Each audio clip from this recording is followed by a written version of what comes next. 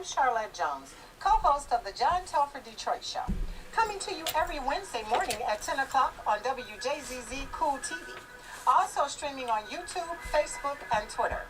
Dr. John Telford is a former Detroit Public Schools superintendent, a former world-class athlete, conqueror of Olympic champions, a championship track coach, poet, newspaper columnist, a longtime civil rights crusader, and author of 7 books. Creative Insubordination, What Old Men Know, The Will Robinson Story, The Poetic Prancings of Mad John, The Poet Emperor of Earth, and his explosive autobiography, A Life on the Run. Plus, another upcoming poetry book, Athletes, Activism, and Apple Boughs, a Detroit poetic epic. His books are available on Amazon.com or by calling 313-460-8272. That's 313-460-8272. Dr. Telford has been called a legend and also a lightning rod for controversy, a recipient of the City Council Spirit of Detroit Award and the Joe Louis Foundation Spirit of the Champ Award. He was named Wayne State University's Alumnus of the Year, and a Detroit track is named for him. His email is drjohnttelfordedd@aol.com. That's dr.johntelfordedd@aol.com. Dr. Telford also has a show on WCHB AM 1340 that airs on Saturdays at 9:30 in the morning and Mondays at 6:30 in the evening. That's on WCHB AM 1340, Saturdays at 9:30 a.m. and Mondays at 6:30 p.m. And now, without further ado, I present to you that old native Detroiter, the one and only Dr. John Telford. Thank you, Charlotte Jones, author of A Ain't Always for Apple. A Ain't Always for Apple. Charlotte Jones, otherwise known as Char J. A Ain't Always for Apple, an erotic adult alphabet book, which is one of 2, and it's going to be pretty soon one of 3 in a series. And my name is Detroit. I'm a blue-collar town. Blue salt melts my mid-March snow. Speedy cars and sprinters spring from me. I father fierce fighters and funky music. In a Motown moment, I can spit the blues right back in a bureaucrat's eye. Have you never seen blue salt? No complex chemistry here, only the old color of a new sky. And we've got a new sky dawning over Detroit today because we've got Angelique Peterson Mayberry, president of the DPSCD board, the Detroit School Board, in the station today, and we are going to be interviewing her. Char and I are going to be interviewing her, and I'd like to read this poem, The Values of Verse, before we begin to interview her, because it has some relevance to her. Oh. Verse comes to us by pen or voice. We thus can always take our choice. Let me be also sure to mention that verse will gain us righteous vengeance via deft poetic arts that can topple oligarchs. Verse will clearly, plainly lay out what we poets dare to say out, like gentle, mewling lambs no more, but rather with a fearsome roar, as from some cacophonic core of lions.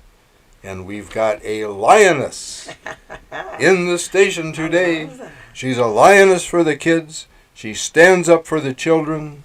Welcome to the John Telford Detroit Show. Welcome. With Char J. Thank you for having me. Wow, what a poem, Dr. Telford. Doesn't surprise me, but I appreciate you opening up with a poem. Well, you're the one that that made me poet in residence. I remember in the that. Detroit schools. You and Dr. Vitti and Mrs. Lemons, Mrs. Lemons, and the vice president, Dr. Hunter Harville. Dr. Hunter Yes, Harville. yes. And I've been going around to the high schools ever since. Well, thank you for accepting. And I know when I came over to visit, I was in awe at the young people. You came over to King. Oh yeah, I came over. No, I came to Southeastern. Oh, was it South? I That's came to right. Southeastern. Yeah, it was a South. Yeah, Yes. you graduated from King. I graduated from Yeah. King. Oh, Southeastern. Yes. Yeah. You know, I'm so upset those kids can't read, man. I mean, I had seniors there. But anyway, let me ask you some of these questions that actually some that you have sent me. I know that the board approved a $700 million facilities investment in May. So tell us a little bit about that and why it was so important for it to happen then. So I think, Dr. Telford, for your listeners, and I know you have some pretty savvy listeners. They're very educated, very informed. Oh, you got that so right. They've been with our school district from DPS days when we had over 100,000 students in the district, and you could go into school buildings and you see state-of-the-art buildings. And so we know that throughout this journey, there has been some deterioration of the buildings. And I think, a lot of times I don't think we put enough emphasis on the learning environment and what that looks like. And so when you think about it, an environment conducive to learning actually improves learning. So you look at our buildings, over 100 buildings, and what we tried to do was back a year and a half ago, we did a facilities review. What the review was, we wanted people, actually it was right before COVID, we wanted people to understand the condition of the buildings. How much would it cost to get it to 21st century learning? So every building was evaluated. We had a report that was given to us at that time. What we realized is that it was millions of dollars that were needed, billions of dollars that were needed to get the school district up to 21st century learning for every building. Then COVID hit. Okay. So COVID hit, we were not using, if you live in the city of Detroit like me, you look at your tax statement and you see DPS school district and you're thinking, oh, I pay taxes. So why not just use my tax dollars, which are pretty lofty? Why not use that to improve the school buildings? But we know that those dollars that come out on your tax bill are for the debt of DPS, not for facilities or operations for DPS CD. So we didn't have funds other than debt, by the way, which never should have been run never. Up. That was a real shell game, but we can talk about that. Absolutely, time. Absolutely. So what we did at this time was, COVID was the blessing in disguise with COVID is that we received $1.2 billion. So $1.2 billion COVID relief funds through three different sets of money, three different buckets of money, and so we were able to take $700 million of that to say, you know what, now's an opportunity for us to do something with the school buildings because we know that it needs to happen. So let me ask you, and we may be talking about this later. Mm-hmm. What's the lottery money? I'm sure that's a big question on everybody's mind. The lottery swears up and down that they give you guys all this money. Is that true? So that's not extra money. And that's money in state aid money that goes not just to us. If it went just to us, I think my grandmother, rest her soul, she'd be funding the whole district as much lottery as she paid, right? so no, people think everybody's grandmother, right? People think that lottery money, oh, why aren't you all just using that? But that's already in the equation. Okay. So it's already in the equation. But thank you for lifting that up because we do get that question a lot. So what we did was once we received the facilities review plan, we were able to see every building, what it would take to bring it to 21st century learning. We then allowed the superintendent to come to the board with recommendations. Those recommendations then were brought to the community. So we engaged over 4,000 people through a variety of meetings, online and in person. Dr. Telford, you've been a part of those to hear what these recommendations are. Been to every school board meeting for the past 5 meetings. Right? I don't think I've seen you miss many. And if it was probably due to a reason that you just couldn't. I wasn't coming during the COVID for a while. Absolutely. Which we went online, right? Yeah. So what the community was able to do was hear. The board went to the superintendent, that we sat down, we talked about some recommendations that we would like to see that may have not been thought about. There was some back and forth, right? Some massaging of the recommendations. And when we went to the community, there was some more massaging of the recommendations because what we wanted people to understand is the decisions were not final at that time. Okay. We wanted the community to weigh in, and there were several recommendations that changed simply because of the community. one in particular, Sampson Weber. So Sampson Weber was a school where the recommendation came back to the board initially to say we probably should close the school and move the students to a school, Burton. The school on Joy Road that used to be, we just brought it back online, not far from Mackenzie. So the conversation or the thought process at that time was, is it called Barton? That's the name of the school, Barton. Clara Barton. Yeah, Barton. Yeah. But it was far from the neighborhood where Sampson Weber was. And what the community said is, well, wait a minute. Now that creates a desert in this neighborhood. That school is too far, a little over, almost 2 miles. And so, listening to the community and the stakeholders, that changed. But at the end of the day, the $700 million is going to give us several new buildings. There's a phase out of some of the schools based on, so there's something called a FCI.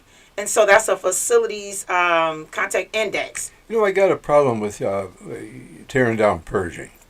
Maybe I'm wrong. To get a new one? Yeah, maybe I'm wrong, but it seems to me there must be some way that we can, this historic nature, that's a good solid building. I mean, it's built on the same floor plan as Denby, which was the second high school I attended. And I would hope, and I know that some of the Pershing alumni hope this too.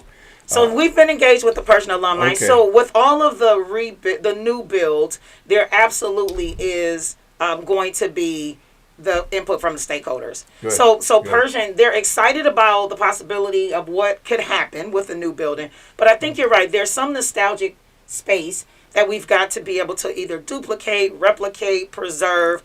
And those are some of the things that we're going to do as we have engagement sessions with the community. I was track coach there, yes. for a couple of years, and I just loved that building. Mm-hmm. I almost felt I was in Denby because everything is the same. Mm-hmm.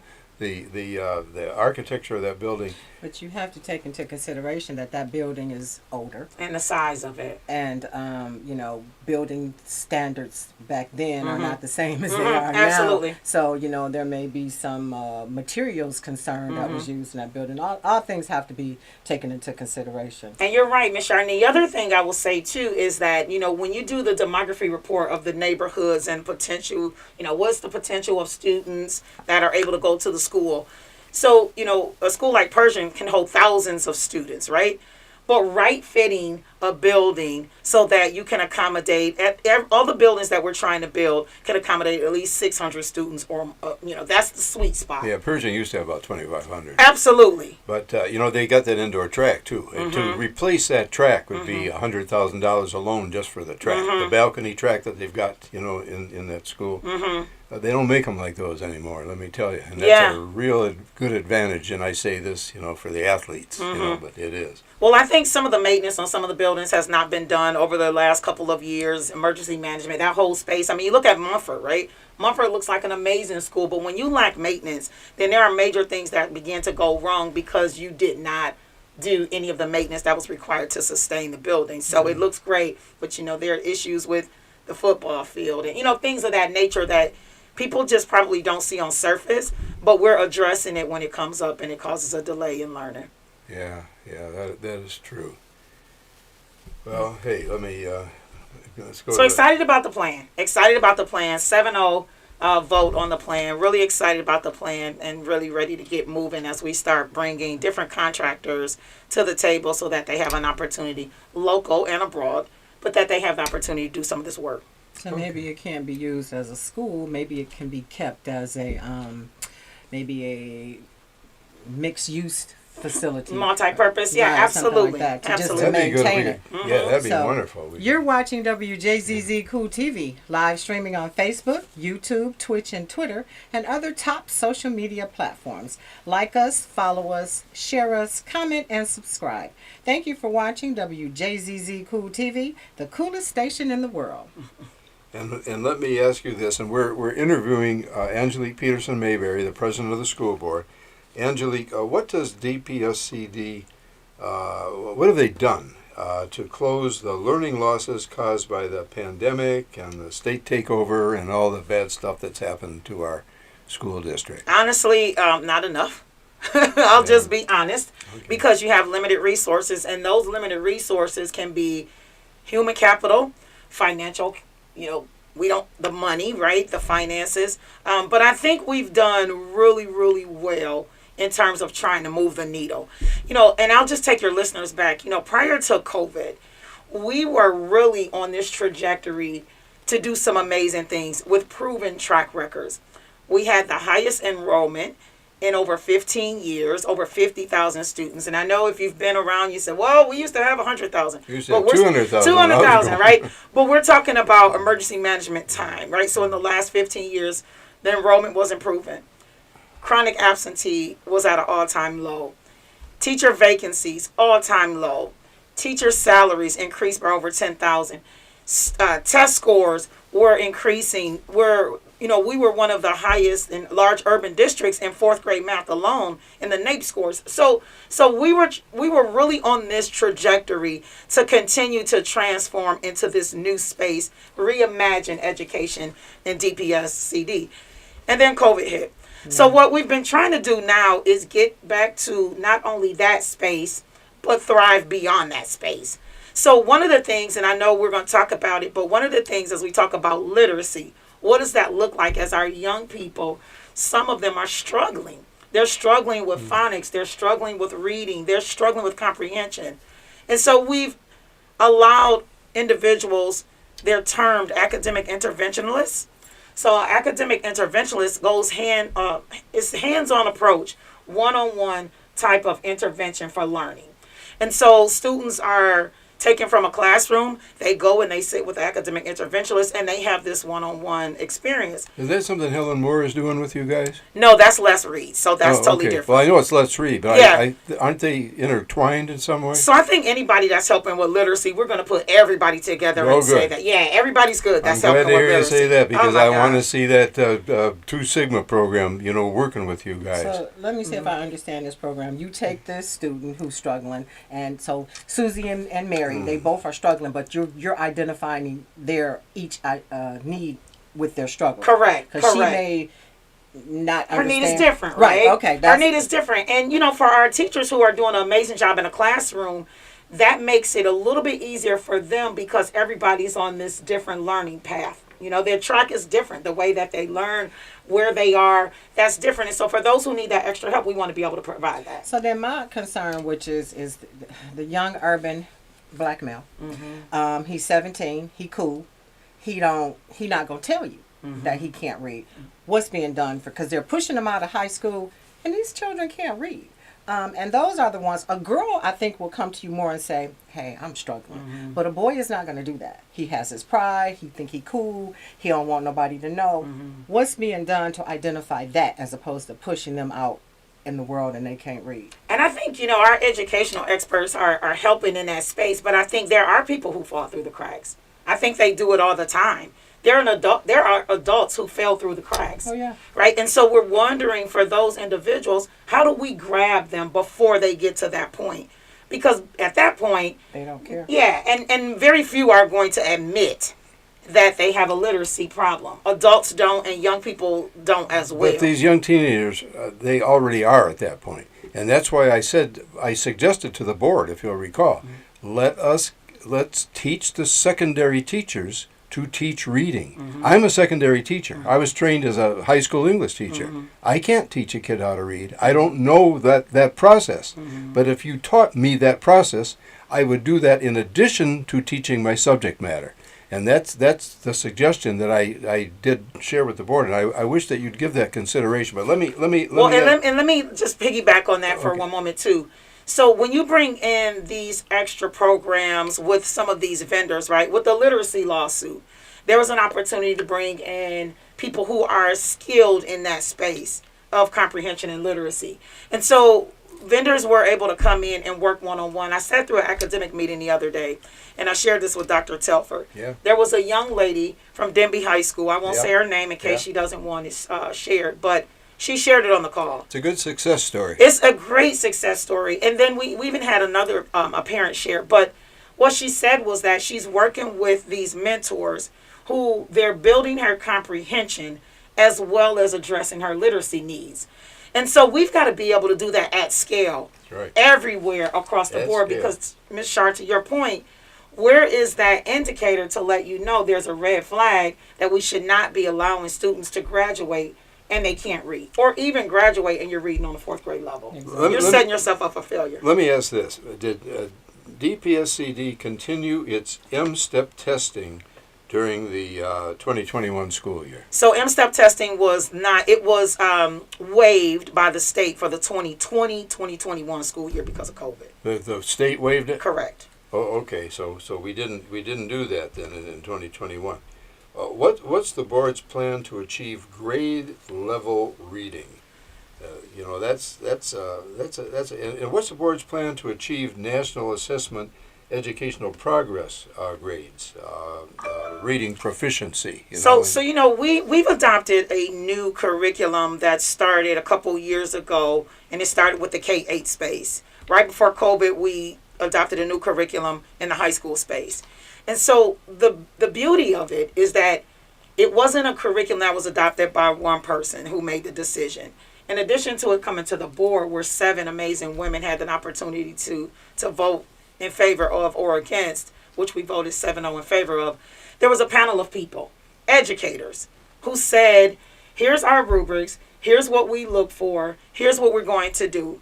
Here's the pluses, here are the minuses. Does this work? And what areas are these curriculums going to be touching with our young people? I think there is, just because of COVID, there is a challenge with the pacing of the curriculum and the several spaces that it addressed in terms of literacy and comprehension and understanding and, being able to regurgitate what you've learned and not just memorize it, but actually comprehend it to be able to use it. And how does it apply on tests and things of that nature? And I think that's a space that, as we're continue to work in that space, we've seen some amazing results where students are improving 2 and 3 grade levels.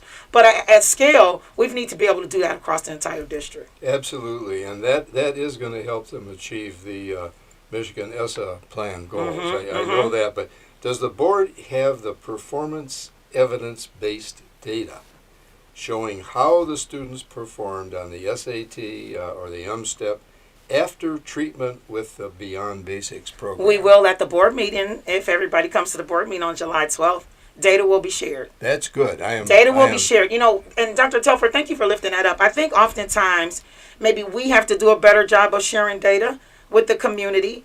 For some people, when we share that at the board meetings, it's a bit lofty, hard to digest, a lot of numbers. But at the end of the day, we want to be able to be transparent with the most simplistic way to say, John Telford improved 3 reading grade levels from the beginning of the school year to the end.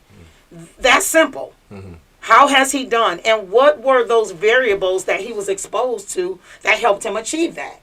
Being able to identify that, and not only identify it, but duplicate it and replicate it in other spaces. Right. Yeah. It's got to be evidence-based solutions. If Dr. Vitti can in his report on July, what is it? It's July 12th.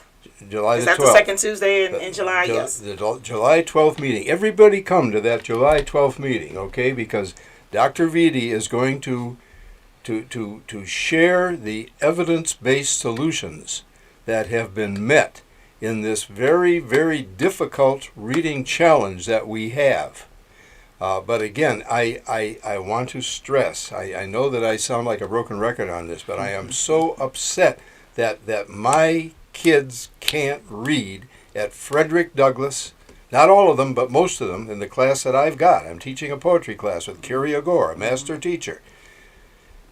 And at Southeastern for, 3-4 years I was there, seniors couldn't read.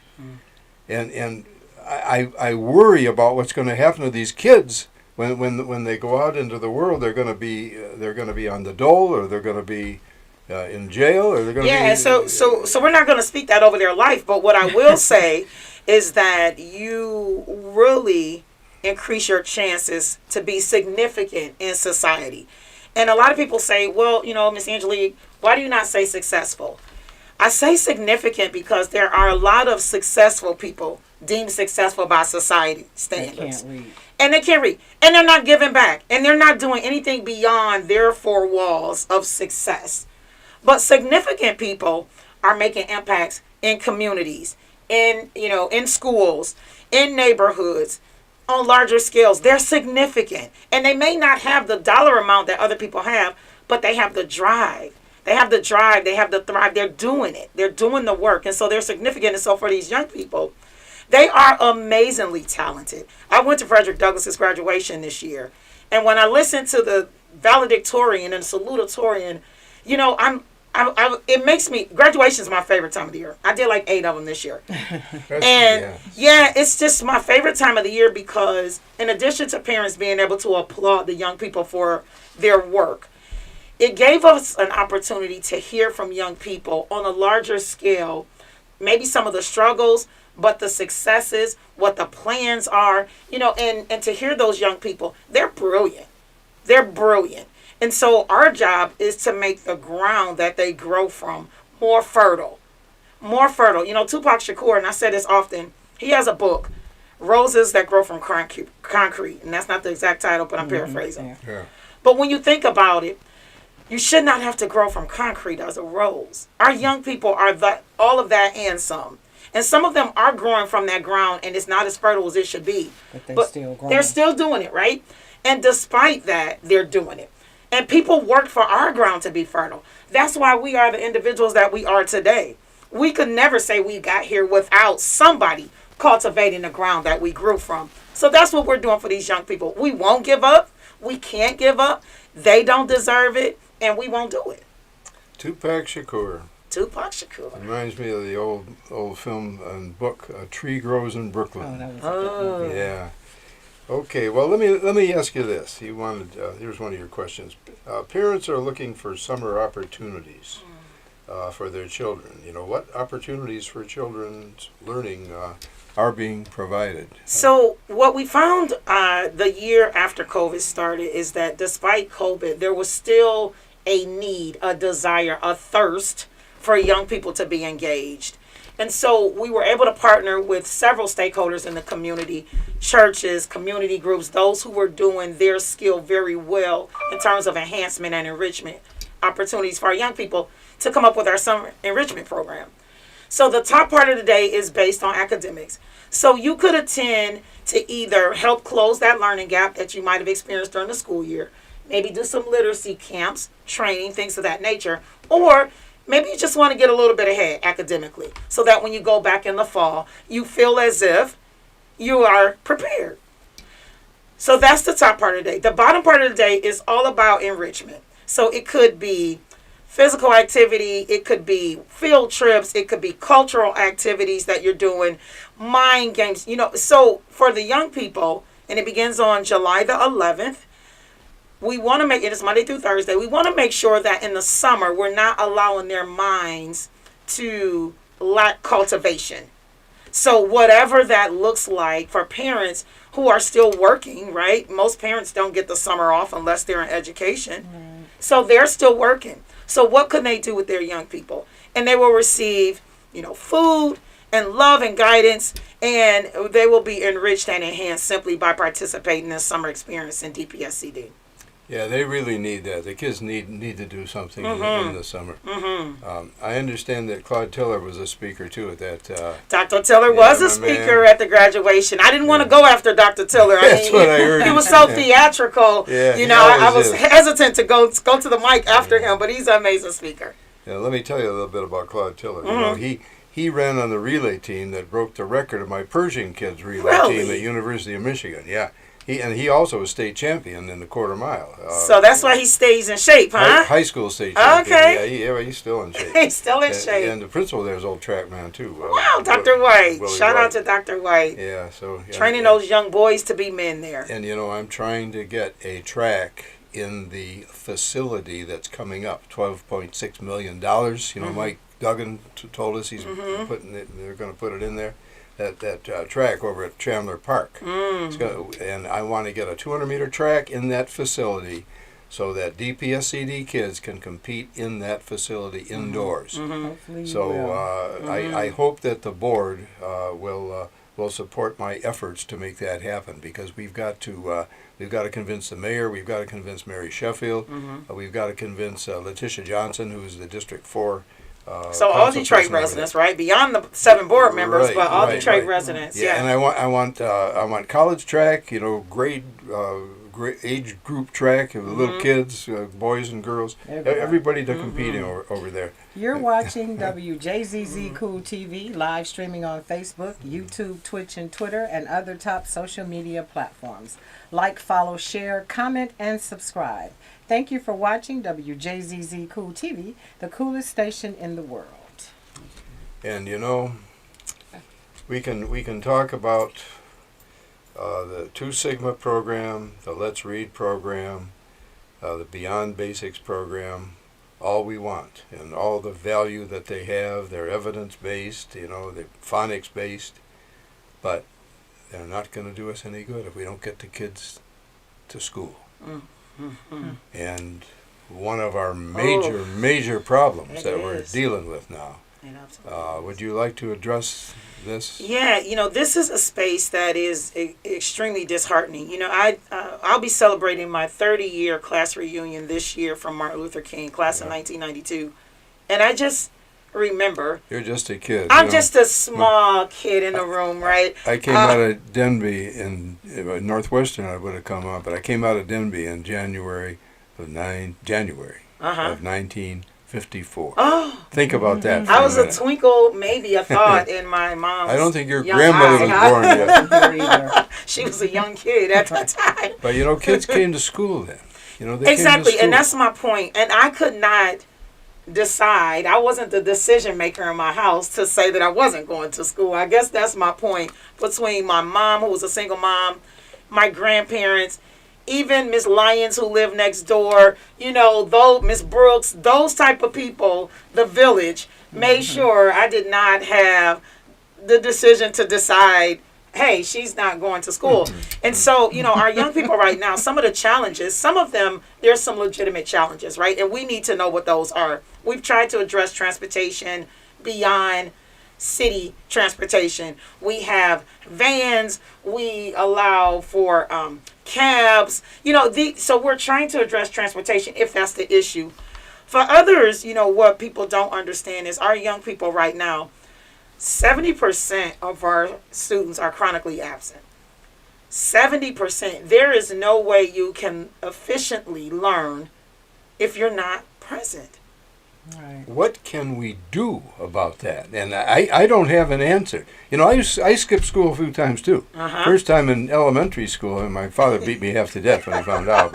There's that fear, huh? But I used to, I was a weird kid though. I would skip school, and go. That was when I was living on 16th Street, and I would go over to the McGregor Library and pour through the stacks of books and find everything that Alexander Dumas had written. I was you skipped and went to the library. That's what I did. Wow. I was a weird kid. Yeah, you were a weird kid, right?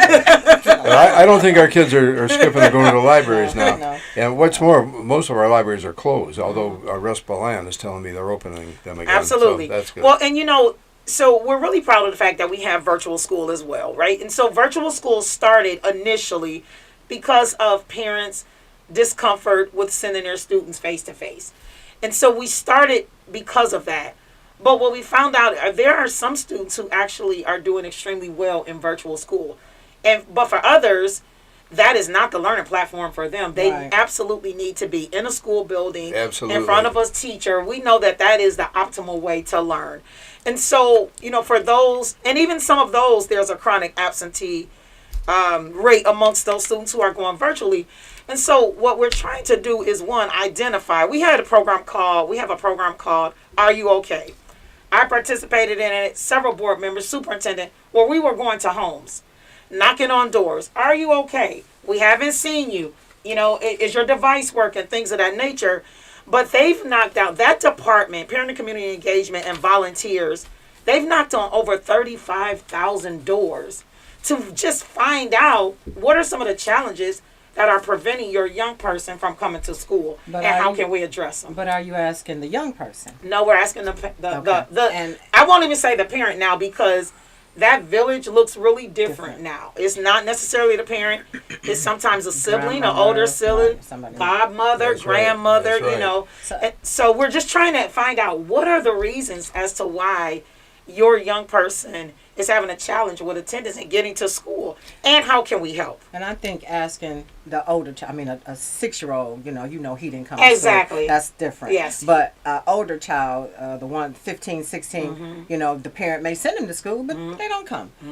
And you say, you know, the village looks different. When I was coming up, I grew up on 16th and 12th and Ferry Park. That was my Hey, you were in neighborhood. my too. neighborhood. Yeah, that you was guys my were neighborhood neighbors too. and you don't even know. I lived there for he's older than 16 years. So, but my village, the neighborhood village, you know, in that area, we have street people. And those people told on you too. I see you ain't go to school. Oh, that's right. I see you ain't go to school. That's I right. love it. I'm going to tell your mama. See? That's So, right. you know, Yeah. this person may not have their life together. Right, You but know, you're going to have but yours. you- That's right. because that was our neighborhood. And you village. like, dang, you can't even, you know, you got Yes. Miss Johnson and Miss Smith, Yeah. but you also got this person who is outside a whole lot doing things that you don't want to do, but they made you, I'm going to tell your mother, I saw you, you ain't go to school, I'm going to tell. And you know what? But you bring up a great point, because the charge has got to be beyond the household. Right. That's right. It's got to be beyond the household, where maybe there are those other type of people who are on the street that's telling you, young blood, get to school. You know, this life isn't for you. I'm living it. You know, you have greater things in store for you. Right. People have got to be able to speak into these young people's lives, and these young people look up to people like that. So to hear them say it versus them saying, you know, come on over here with me, you know, school's a joke, you know, Right. you know, if you take that approach to it, then you're going to get a different result. So the village does look different, but the focus and the goal is still the same, to put our arms around these young people and make their ground more fertile. Right. Absolutely. Absolutely. You know, and before I forget it, I have to, let me say this again. You know, and Mary, I'm sorry I keep bugging your staff about this, but Isidore Baker is still looking for somebody from your office, Mary Sheffield, you know, council president. You know, 2 of your folks have promised to help him. You know, his apartment got burned. He lost all of his identification. He lost everything but the clothes on his back and his cell phone and the cord to his cell phone. So, you know, please, Latoshia Logan, you know, staff person for Mary Sheffield, Ari Ruttenberg, staff person for Mary Sheffield. You guys promised you were going to go and help this guy. And it's been months. Yeah, has it really been that long? Yeah, but he's at Viewpoint Village over at 4701 Chrysler Drive, and they're going to put him out of there. He's a senior citizen, Isidore Baker. He needs help, and anyone else who's listening to this show, if you want to go over there and help him, he's at 248-445-9347. That's his cell phone number. That's all. That's the only possession he's got. 248-445-9347. He's going to soup kitchens, okay? So somebody please get over there and help Isidore Baker. I hope he gets the help he needs. Yeah. Yeah, well, you know, I'm about to call the mayor, because it doesn't seem to me that those staff persons, I mean, they've had enough time. They said they were both going to do it. But Ari Ruttenberg did say he was going to do it, and that's recent. So maybe he's already done it. But Isidore Baker's calling me all the time. You know, he say, "Hey, I keep calling, they don't come. You know, what's happening?" When's the last time you spoke with him, Dr. Telford? Yesterday. Oh, okay. Yeah, he So called me. nothing's happened as of yesterday. Yesterday, yeah. Well, I know you putting it on the air. I'm sure something will That's what get I'm done. trying to do, Yes. and I figured it would happen by then. You know, maybe I got to start doing it on WCHB, you know, my radio show. Sure. Do it on, Because I got, you know, both of about 7,000 listeners, you know, 3 times a week there. But okay, but I wanted to ask another question. Okay. You've there have been some things that you've been doing that have been very good, and you're calling your points of pride.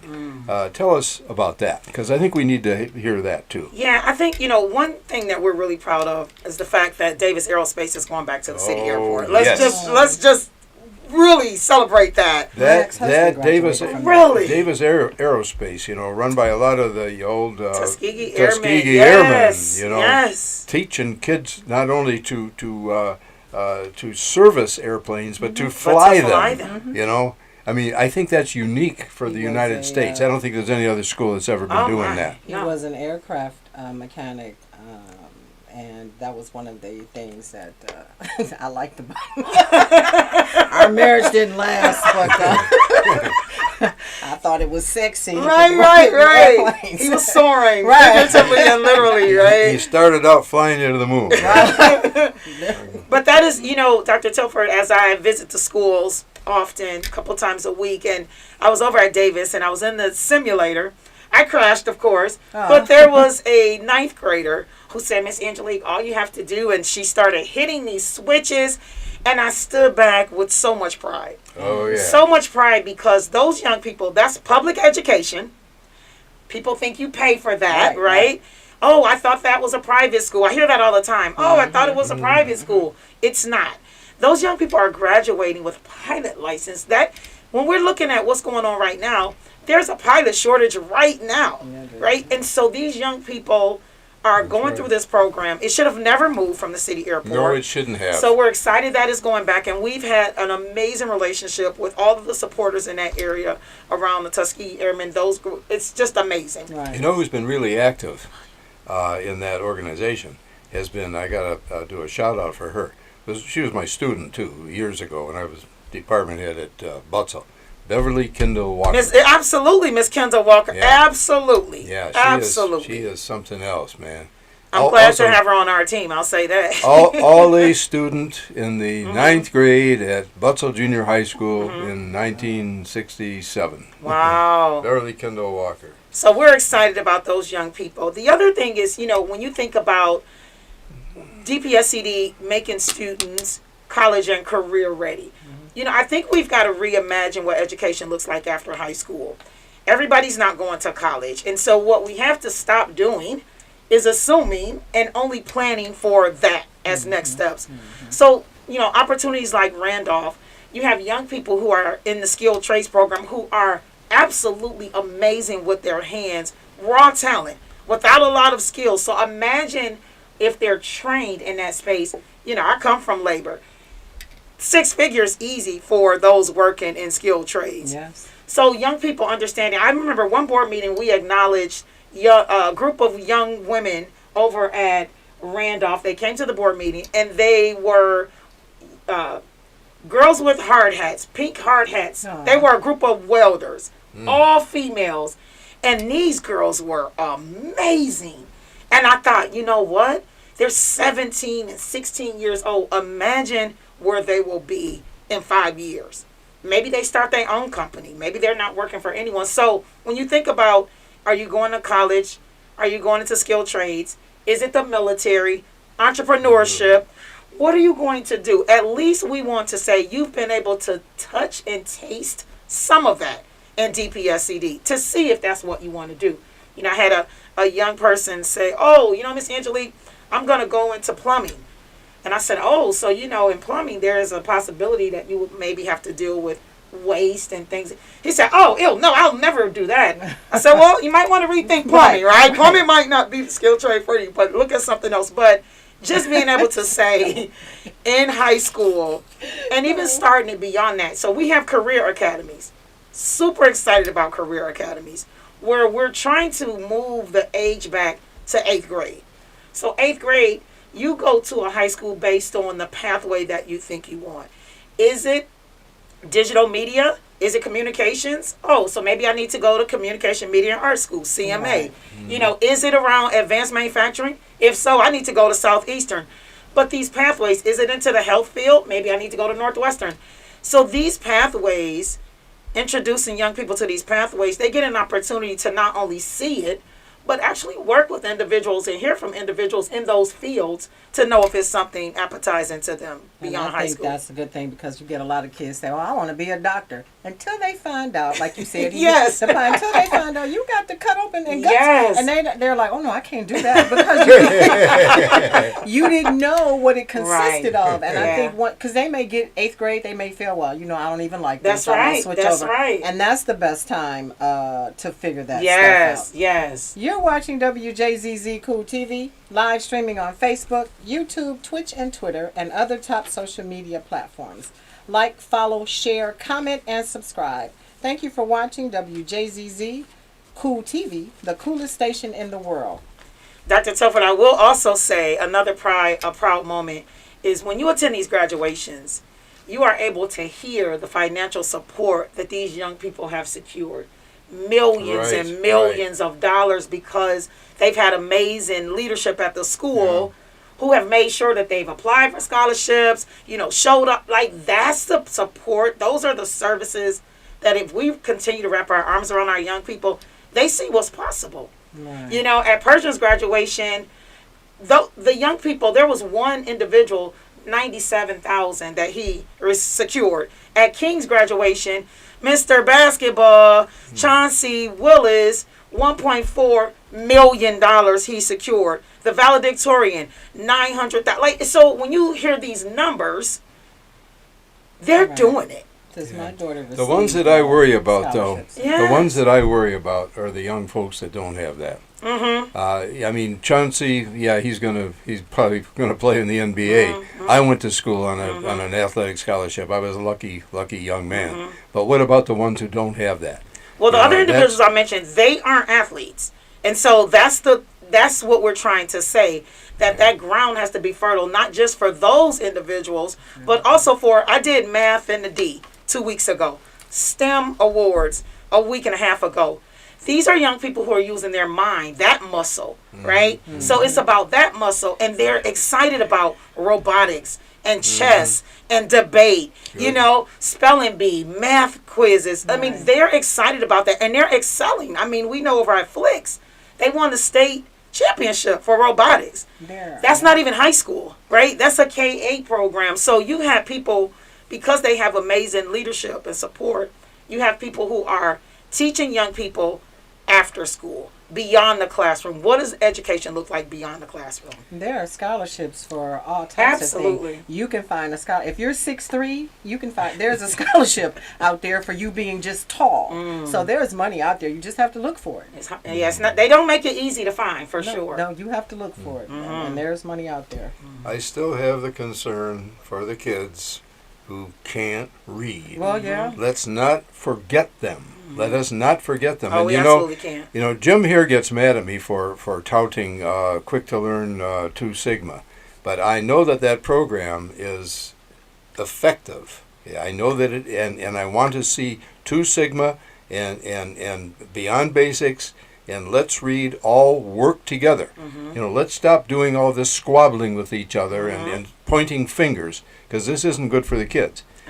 We've got to, and Jim, I know you don't like me to say your name on the air and talk about your program, because you think that the reason I'm doing it is you've been my friend, for 20 years, and your cousin ran with me on the championship relay team. That's his older cousin, Ralph Carter, who, by the way, came out of Detroit Northern High School, went into the Marines, won the Marine Corps quarter-mile championship, came back to Wayne State, and got on a relay team with me and Cliff Hatcher and Bullet Billy Smith, and we were beating Michigan and Michigan State. Little Wayne, which doesn't have a men's track program anymore. And I'm talking about this, and I'm going to keep talking about it until they put that program back. Same thing with Central Michigan University. Lamar Lemons is bugging me. Come on, John, we got to get Central Michigan's track program back. He took me over to see Keith Williams and the track coach from Central Michigan. So we're getting a coalition together for that. Good. But these kids can't read. We've got to do something about the fact that these secondary high school kids, junior high, senior high, in Detroit Public Schools Community District, because it's nobody's fault. I mean, the COVID, did it. But before the COVID, it was that takeover that they imposed on us. Governor Snyder. And I tried to fix things when I was superintendent, but then the emergency financial manager stopped me from doing that. So here we are now, and we've got to do something about it. Right, and there's intentionality. I mean, the third grade reading law, that's not a coincidence, right? The third grade reading law, it's not a coincidence that it would affect urban districts. It's going to hit us harder. Much greater than others. And so what we are, and I'm glad you mentioned it, what the hope is that people understand that young people are at stake. Their face should be on every decision that we make. And when it is, it doesn't matter. The landscape is so large for literacy that one vendor would not be able to do it all anyway. And so when you have multiple people who have the same goal of trying to move young people's literacy from one grade to the next grade, that should be the goal. That should be the goal. Amen. Amen. Is there anything else that you want to say about the points of pride? So points of pride, I could really go on all day. I think what I want people to understand is that I know that we're still in a space of trying to regain trust from the community, from, stakeholders. But we're in a much better place with that than we were when we first came on board. Okay. I've been on the board since 2017 when I ran in the 2016 election. And 30 days in. So we had these priorities, the strategic plan. We're moving in, getting ready to go into this space the first year. And within the first 30 days, we were hit with, we're going to close schools.